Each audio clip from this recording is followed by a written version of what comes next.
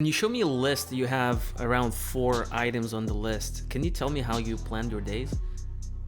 It's I've got this kind of philosophy that I always, like move the needle kind of saying is, what are the things that I can do every day that would have a pretty significant impact on what I'm trying to do. So if I'm trying to, right now, I'm trying to build out this Phoenix platform, there are two things tomorrow. I've got two webinar type things. And so the most important things I could do today was get those webinars ready to be high impact and valuable tomorrow. So I try to really focus on things that I think will have impact and value, and anything else I have a really hard filter on. I mean, I try to get it off my plate or just don't do it. A lot of things that, I could be doing and I could incrementally improve things here and there. I'm like, I need to focus on the things that really have an impact. So that's usually the filter I use. Well, what's your filter? What are the parameters? Well, it depends. A lot of it again is for me is where is the impact. And so like the Phoenix, it is I need to deliver a ton of valuable content in a way that people are like, I need to be a part of this community, or I need to be in Mac's ecosystem.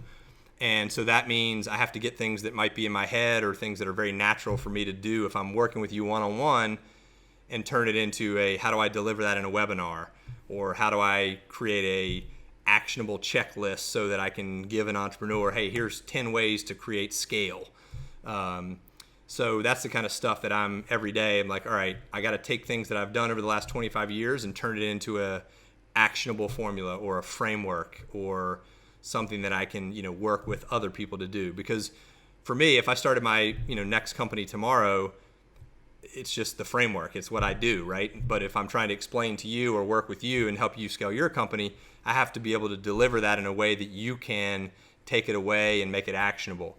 And so I'm spending a fair amount of time doing that right now. And otherwise, it's, a podcast or something that somebody I want to talk to, or somebody that shares my philosophy and things like that tend to get, because they have leverage, right? I'm talking to you, but X number of people hear it. And they go, oh, I think, they either like what I have to say or don't. If they like it, they check out the Phoenix, and that's a good use of my time. So I think leverage is a very important point to put out there. Everything you do needs to have a really high scalable impact. And what I started doing, I started working on mainly tasks that I need to do them only once, and I no longer have to do them ever. I have this little app on my computer called Loom. I just literally do a task once. That's all it takes me. Just doing it once, and then that's it. It can be a simple task, but if I never have to do it in my life again, and because I have the team or I have a process, then I'm okay with that. And to be frank, so I built something that's called like a quote unquote knowledge base for my business. And I documented every single process out there, all of the strategies, everything that there is to know. And I train my team to do exactly the same. So whenever a person needs to do something new, they document the process. And all of a sudden, onboarding employees to the business becomes so easy. I just literally share one document with them, and they go through the checklist and they learn everything that there isn't to know in any department. Essentially, instead of me being the person who knows everything, all of a sudden it's like, okay, there's a platform. You go out there and you start leveraging that knowledge base.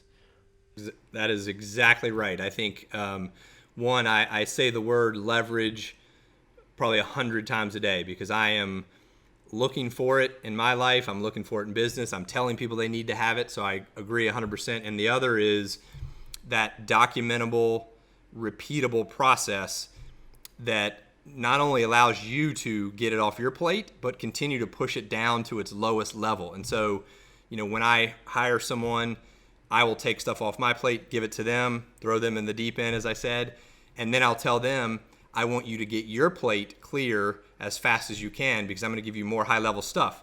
So how do you get it off your plate?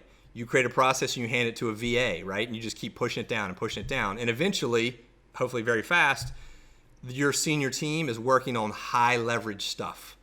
And all the low-level stuff is pushed down to the lowest common denominator, or automation, or whatever you can do.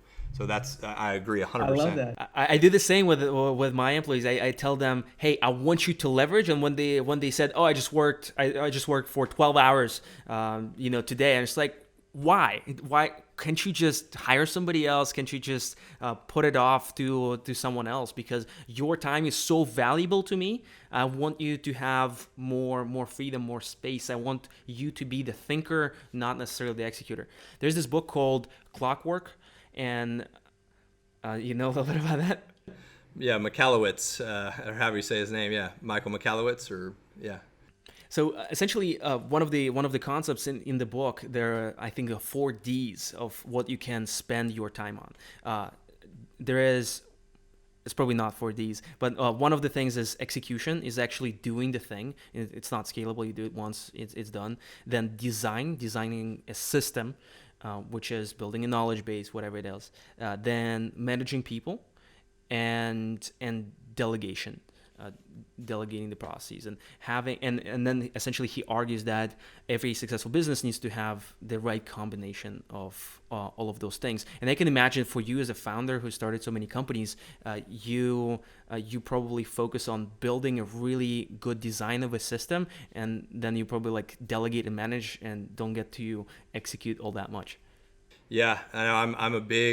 I think it's one of those entrepreneurial not fatal flaws, but this control thing that a lot of entrepreneurs are like, I have to be involved in every meeting and I have to control everything. That is a non-scalable attribute. And so I try to delegate and get stuff off my plate as actively as possible. And so I think it's like foundational to scale, is if you are stuck in the middle of any process personally, that process will not scale. And it will prohibit you from sitting on the beach in Buenos Aires or wherever, because time zone may not line up or whatever. And if you have to be on that call, or you have to approve it, or you have to see it before it goes out, that becomes a limiter to your freedom. So it's a really good reason to focus on pushing that stuff out as much as you can.